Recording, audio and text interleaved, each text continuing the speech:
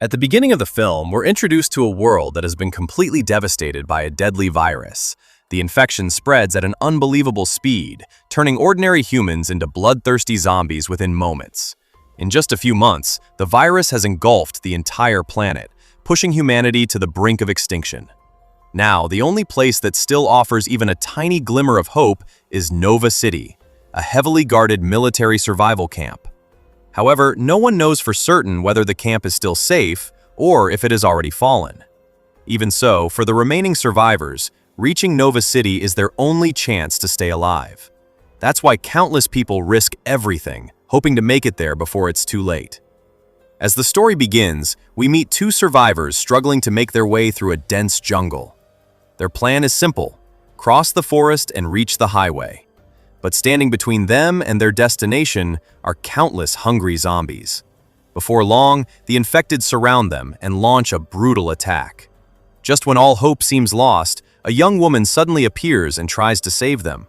Unfortunately, she ends up getting caught by the zombies herself. They mercilessly tear her apart and devour her alive.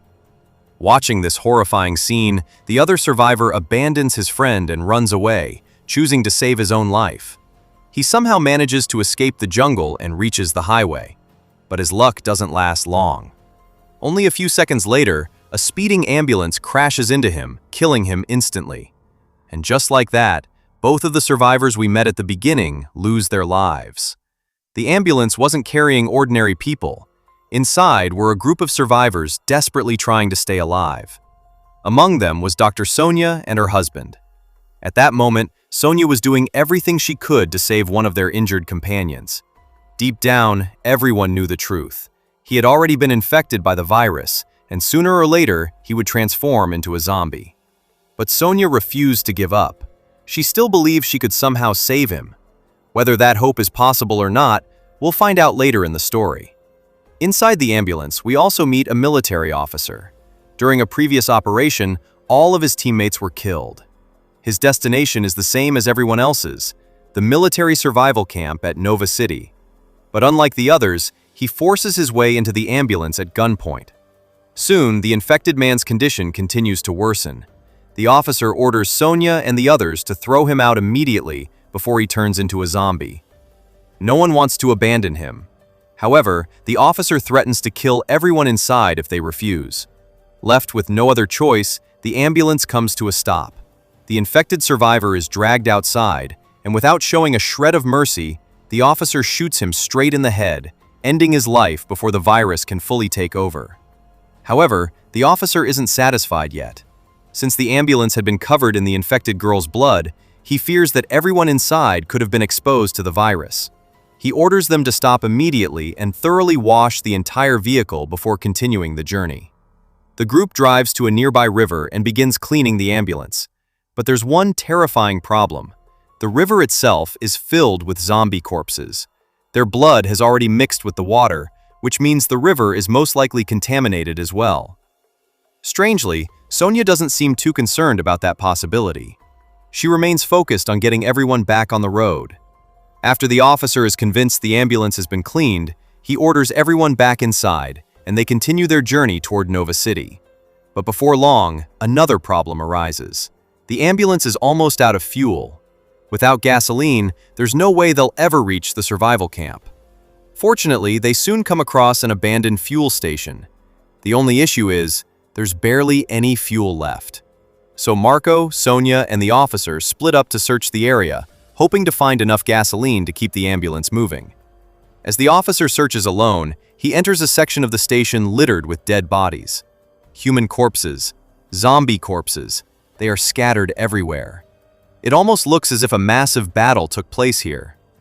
Realizing something is terribly wrong, he tries to back away, but before he can react, someone suddenly attacks him. The officer struggles to fight back, and the noise quickly attracts Marco. As soon as Marco arrives, the officer shouts at him to shoot the attacker immediately. But instead of pulling the trigger, Marco rushes forward and forcefully pushes the attacker away from the officer. That decision instantly angers the officer. He can't believe Marco ignored a direct order. But Marco had a good reason. The person who attacked wasn't a zombie at all. It was a frightened human survivor. The poor man was terrified and completely out of his senses, which made the officer mistake him for one of the infected.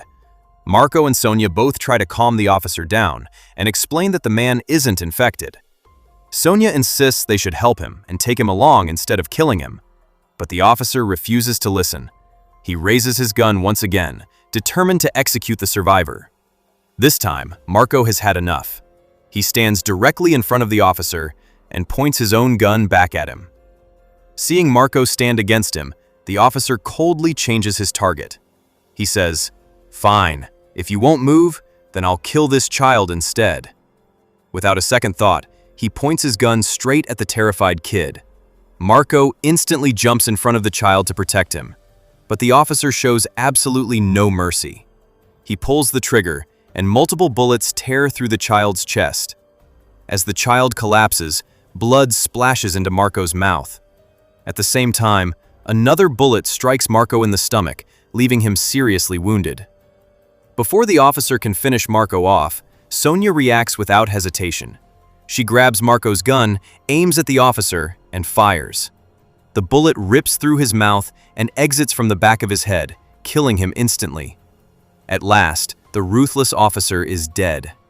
Now the remaining survivors are finally free from his control. But they have a much bigger problem to deal with. Marco has lost a lot of blood, and his condition is critical. If Sonia doesn't treat him immediately, he won't survive. She helps her injured husband back into the ambulance and resumes the journey. However, the fuel tank is almost empty, making it impossible to travel much farther. Just then, luck seems to be on their side as Sonia notices a building nearby. It could serve as a temporary shelter, although it could also be crawling with zombies. After all, every place where humans once lived has now become hunting ground for the infected. But Sonia doesn't have the luxury of thinking about the risks. She carries Marco inside the building and quickly sets up an emergency operation using the limited medical supplies she has. After a difficult procedure, she successfully removes the bullet from his body, giving him a chance to survive.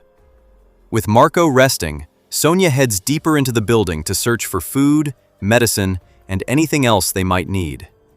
At the same time, she has to stay alert. A single zombie could appear at any moment, or worse, one could find Marco while he's unable to defend himself. Moving carefully through the building, Sonia reaches another floor where dozens of lifeless bodies are scattered across the rooms. Thankfully, none of them have turned into zombies. A little farther ahead, she comes across the body of a man who appears to have taken his own life. The horrifying sight leaves Sonia shaken.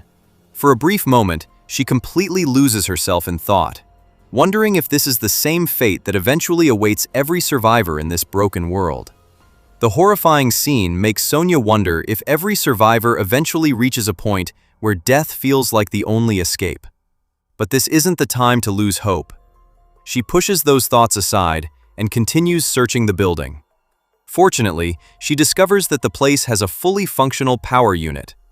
With electricity available, surviving inside the building suddenly becomes much easier.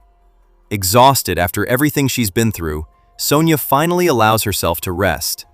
Before long, she falls asleep. Sometime later, she suddenly wakes up to the sound of a helicopter flying overhead. The moment she hears it, her face lights up with hope. Until now, no one even knew whether the military survival camp was still standing. But the helicopter confirms one thing: the camp is alive, and rescue operations are still ongoing. Overjoyed, Sonia rushes back to Marco, eager to wake him up and share the good news. She believes their chances of survival have finally improved. But the moment she gets close to him, something feels terribly wrong. Marco's hair is growing at an unnatural speed, and his body is beginning to change. Sonia immediately realizes the horrifying truth: Marco has been infected. She had done everything possible to protect him, but during the earlier confrontation, when Marco shielded the child from the officer's bullets, the infected child's blood had splashed directly into Marco's mouth. For a while, nothing happened because of the difference in their blood types, making it seem as though the virus hadn't spread. But now, the infection has finally taken hold, and it's progressing at an alarming speed. Even after realizing the truth, Sonia refuses to abandon him. Instead of ending his suffering before he turns into a zombie, she chooses to stay by his side. Her actions reveal something important about her character. Deep down, Sonia truly believes that every infected person can still be saved. We saw the same determination earlier when she refused to give up on her infected patient inside the ambulance, and now that same hope is driving her once again. She believes Marco can also be cured. Without wasting any more time, Sonia grabs the radio and manages to establish contact with the military survival camp. She tells the rescue team exactly where she is hiding and desperately asks them to come for them. The soldiers assure her that a rescue team will reach the building as soon as possible, giving Sonia a new reason to hold on to hope. The moment Sonia hears that help is on the way, she's overwhelmed with joy. After everything they've endured, she never imagined hope would arrive so suddenly. Now, for the first time in a long while, she truly believes they have a chance to survive. More importantly, she becomes convinced that she'll be able to save Marco. The thought of losing him is something she simply cannot accept. There's another reason she's fighting so hard. Sonia is pregnant. She dreams of building a future together with Marco and raising their child as a family. Giving up on him is not even an option. Filled with excitement, she rushes back to Marco and tells him that the military rescue team is coming for them. But unlike Sonia, Marco sees the situation realistically.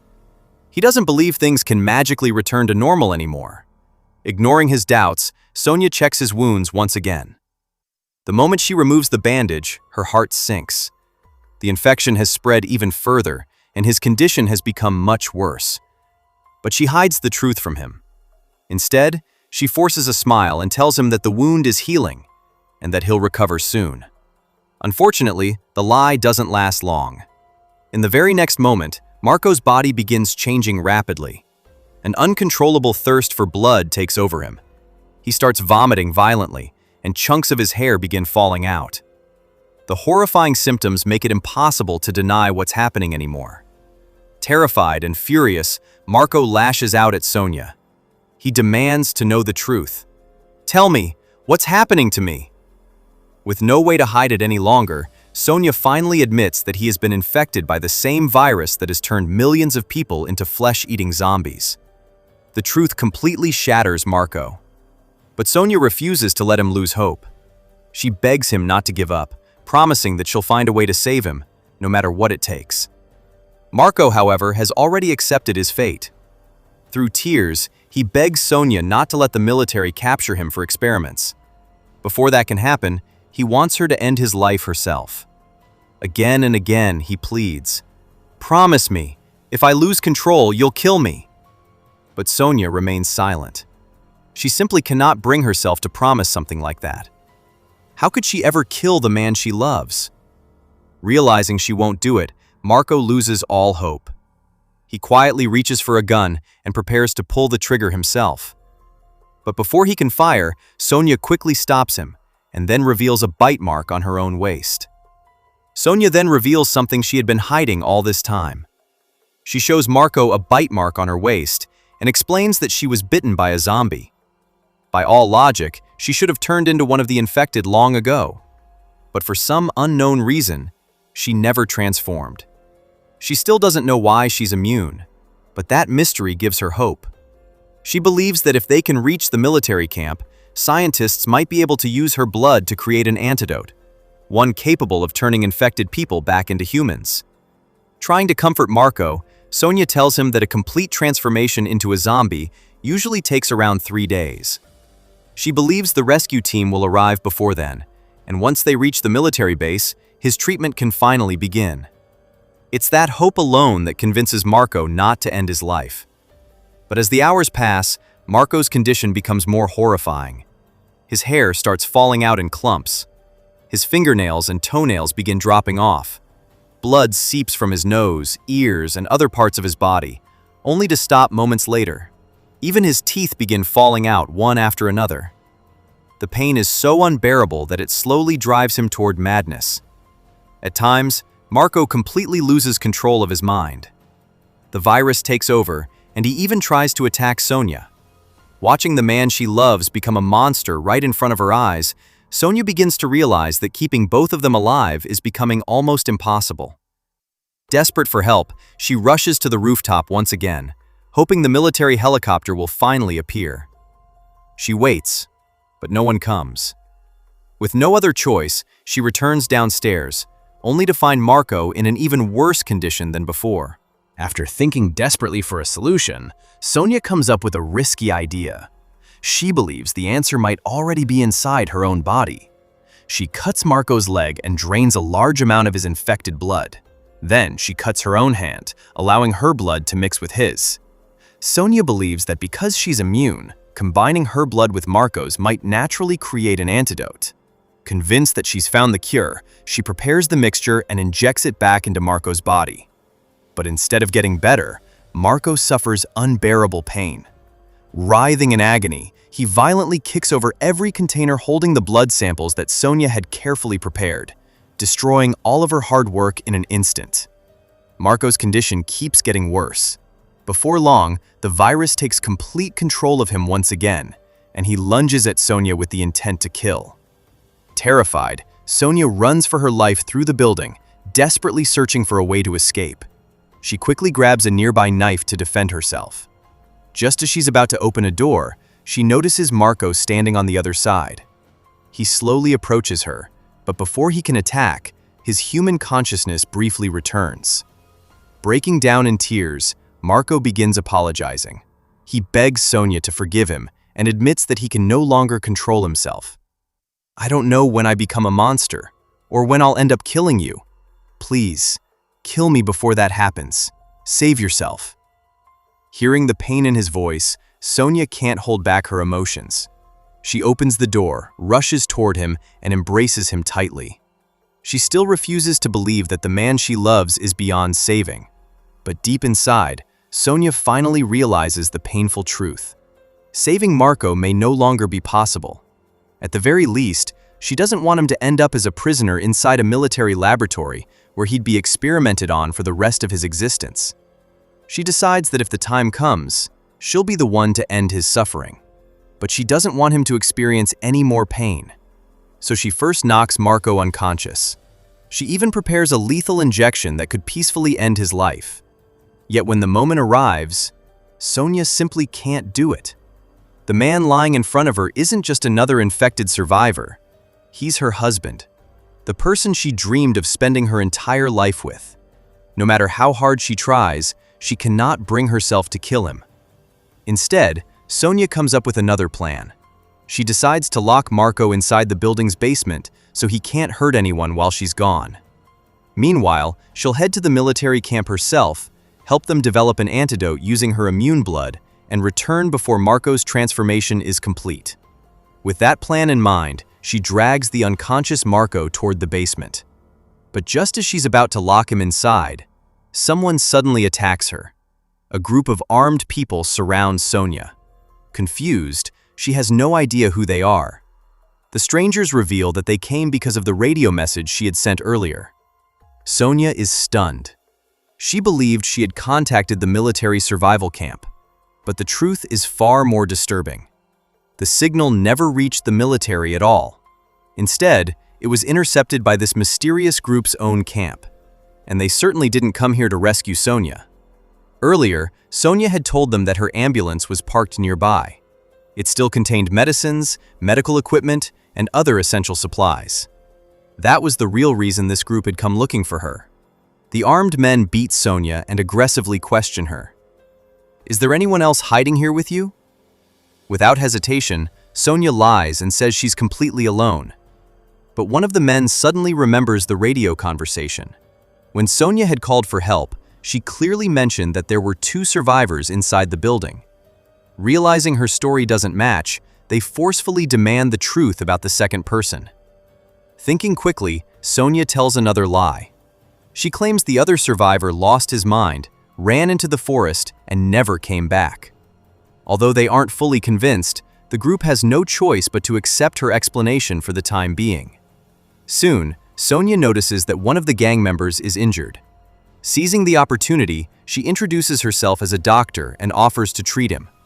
Without asking any further questions, the group allows her to help, and she successfully treats the wounded man. As everyone becomes distracted with their own work, Sonia quietly grabs an anesthetic injection and slips away toward the basement.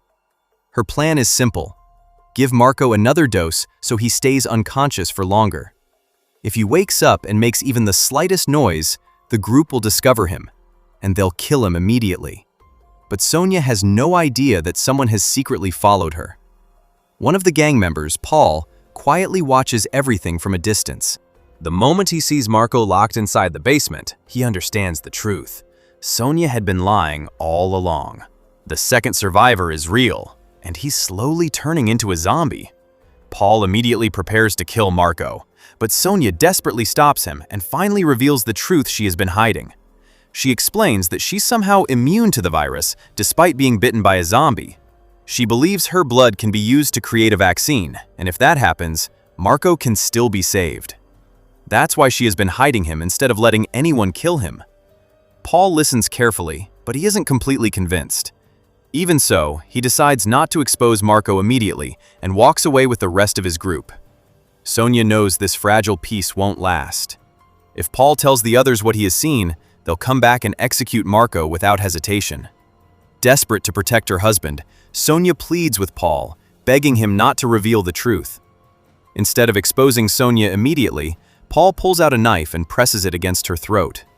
Calmly, Sonia tells him that she'll do anything he asks, as long as he keeps Marco's secret. After thinking for a moment, Paul agrees. He promises not to tell the others about Marco, but only if Sonia does one thing for him. He wants her to come with him to his home.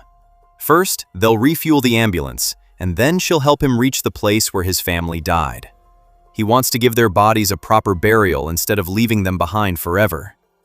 Having no better option, Sonia agrees. The next morning, the two quietly leave the group and head toward the camp Paul had mentioned. When they arrive, Sonia discovers that the camp has plenty of fuel and, more importantly, a working radio system.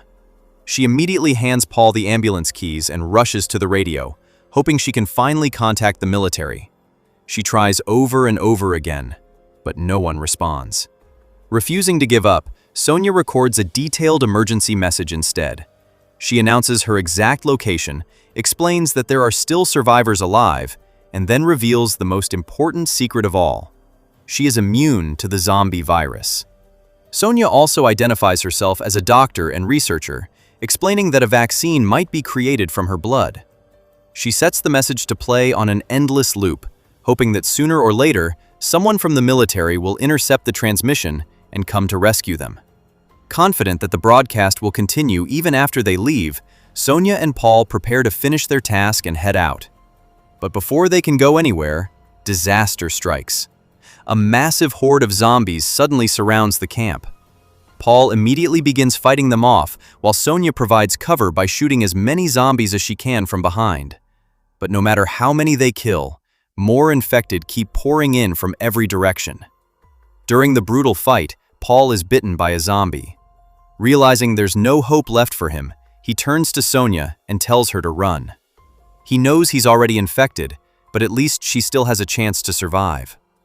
Paul proves that, despite everything, he was a genuinely good man.